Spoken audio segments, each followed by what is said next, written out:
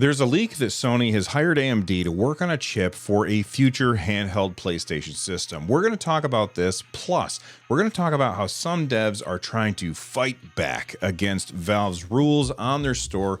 An incredibly popular 2D game gets a surprising three-dimensional upgrade. Do you know what game it is? And a popular series gets fixed to work on the Steam Deck, plus a huge problem that I had with my Steam Deck earlier this week and how I fixed it. Moore's Law is Dead has leaked an upcoming PlayStation Portable system. I've seen people say that he's reliable. I've seen others say that he happens to be wrong a lot. I am not here to talk about his track record, so let's just, for the sake of argument, assume that he's right and this is in fact happening. What does it mean for Sony to be releasing another handheld?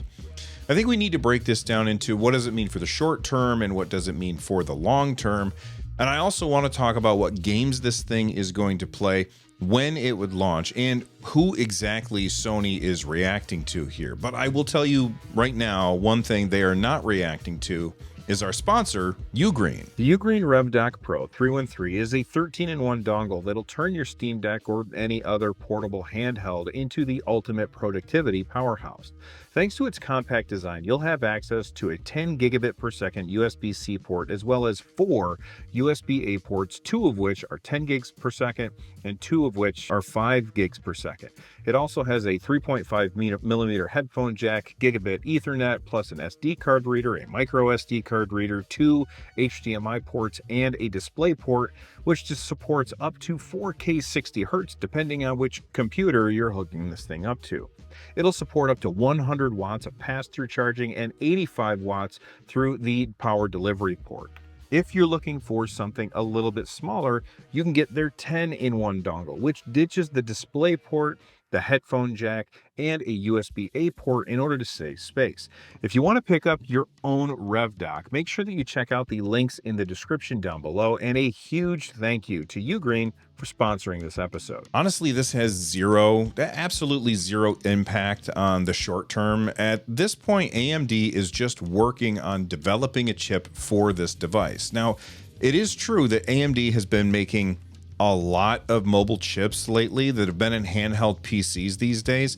AMD makes the Van Gogh chip that's in the Steam Deck. They make the Z1 and Z1 Extreme chips that are in the ROG Ally and the Lenovo Legion Go. They also make the 7840U that we see in other handheld PCs, as well as the upcoming 8840U chipsets that are going to be showing up in other hardware very soon.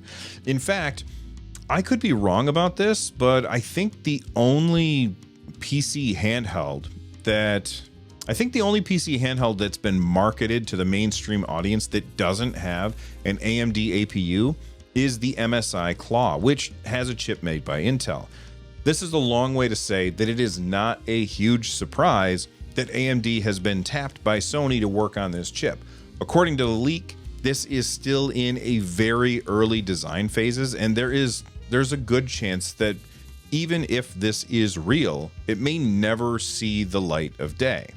But if it does see the light of the day, if it does see the light of day, I don't see it happening for another few years. So in the case of the short term, this has zero effect on the current landscape for video games. That is, of course, unless these kind of leaks inspire Microsoft to make a similar device. But part of me thinks that Microsoft is just happy having everybody else out there make different hardware that they can then sell Game Pass on. If this system does in fact ship in a few years, I don't see Sony making a device that plays games different than their current systems. What I mean by this is I don't see Sony making a system with a separate library of games. For me, I don't think it makes a whole lot of sense for them to do this. Look at what Nintendo did back at the tail end of the Wii U and 3DS generation. They actually took their handheld and home console development teams and merged them into one group. Now, the reason that they did this is obviously because they were planning the Switch, and it was both systems at that point, but they also realized that their customers were constantly being asked to choose home console or portable. And because of this, their customers at least a large section of their customers would ignore half of the games that they were putting out. So I think this system is going to have the same library as the PS5, which means access to the PS5, the PS4, and through subscriptions, PS3 and below games. And of course, people are going to say, well, you can't really run PS5 games on a handheld, to which I would say Spider-Man runs on a handheld, Ratchet and Clank runs on the Steam Deck. In fact, Sony keeps putting out PS5 games that run just fine on the Steam Deck and the other handhelds. Do they run as well as they would on a PS5, which is not restricted by heat and not restricted by batteries? No, of course they don't. But they do run. And in 2 to 3 years, when this new PlayStation handheld is released, I'm 100% sure that whatever APU the AMD is currently making for this device, it's going to be able to play PS5 games. If this is true, then who is Sony reacting to? I feel like most people, at least in the mainstream video game press, is going to say that they're reacting to Nintendo. But in my opinion, if they were reacting to Nintendo, I think that they would have reacted a long time ago.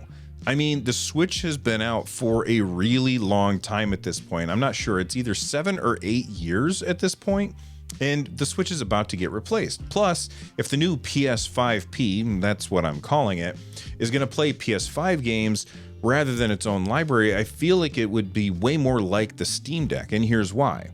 I know that there are exceptions, but I am willing to bet that most people that own a Steam Deck or any other handheld PC also own a PC. I know for me, I don't really dock my Steam Deck anymore because Steam Cloud saves are so reliable. So when I want to play a game on my big screen, I just play on my PC. It's essentially a console for me. And when I want to play on my handheld, I just grab the Steam Deck. I'm betting that Sony sees this type of behavior and figures, look, we've got the PS5. When people want to play on the big screen, that's what they'll do. But if they want to play those same games on the go without an internet connection, hello PS Portal, use the new PS5P. Use cloud saves to pick up exactly where you left off, and you're golden. And do you know why they're doing this? They're doing this because they see how many people started building their Steam game collection after the Steam Deck came out.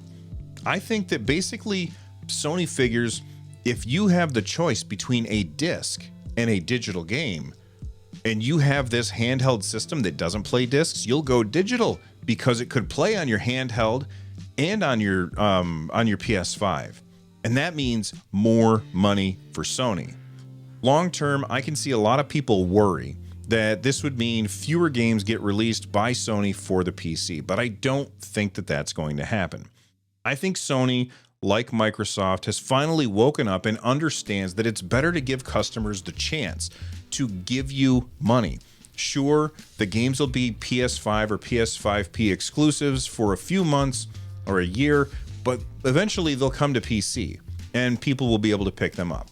I do hope that this kicks Microsoft in the ass and they get their handheld plan together, but only time will tell.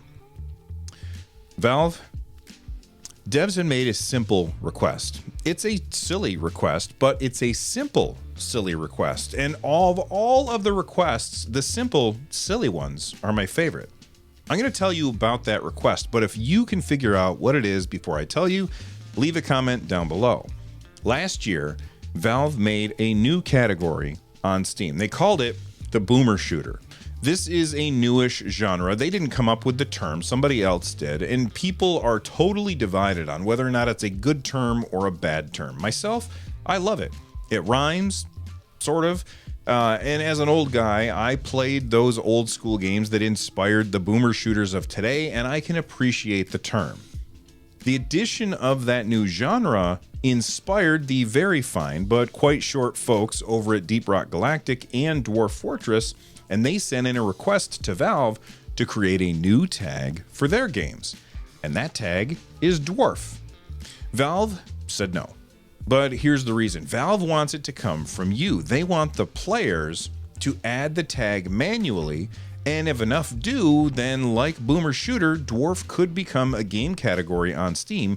In fact, that's how Boomer Shooter became a game category on Steam. Speaking of tiny things, let's see if you can guess what game I'm talking about before I tell you. It's a new free miniature game that has a Windows version as well as a native Linux version. It's inspired by Mario 64 and is based on a 2D tough as nails platformer that won Best Indie Game as well as Games for Impact Award back in 2018.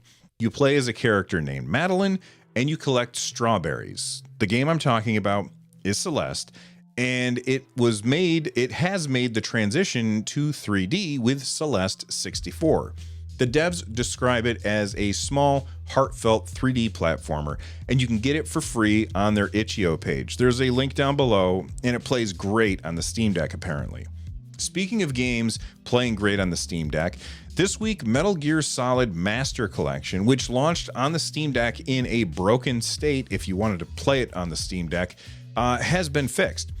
Previously, there were ways to fix it yourself, as is often the case on the deck, but it looks like Konami has actually fixed the port, and now it plays great on the Steam Deck. This comes to us from Noah over at Steam Deck HQ. The game is $60, but if you're getting a bunch of games with it, I think it could be a pretty decent deal. I personally have no history with this series. The last Metal Gear game that I played was Metal Gear on the Nintendo Entertainment System. So please convince me, everyone. Convince me that I am missing out. Do I need to play these games, or do they not hold up as well as everybody says? So earlier this week, I turned on my Steam Deck and I was greeted by the awesome orange logo, but the orange logo just sat there and it sat there and it sat there, and I tried everything that I could. Nothing would fix it, and the only way that I was able to get my Steam Deck working was to download the image from Valve, throw it on an SD card, boot into safe mode, and basically wipe my deck out and start it over from scratch. The reason that I'm telling you all this is, in case any of you ever run into a similar problem, I just wanted to let everybody know that it's actually really, really easy to do. As somebody... Look, I was really worried that this process was going to be difficult because it's a Linux operating system, and I am relatively inexperienced when it comes to Linux operating systems. I use Windows, I use my Mac, I don't really dive into desktop mode on my Steam Deck. But all I had to do is download it, flash it onto an SD card, push a couple of buttons on the Steam Deck, and wait. And after, I think it was about an hour or so, everything was fine. The process was super simple and easy to follow. I don't know why my Steam Deck started misbehaving, but now that I know how to fix it, I might make a video on it. And if you want me to make that video, let me know in the comment section down below, that like button. And since you're down there, click all the buttons that you're supposed to click, and do me a favor. Check out this video right here. From the Nerd Nest, I'm Bill. Stay rad, everybody.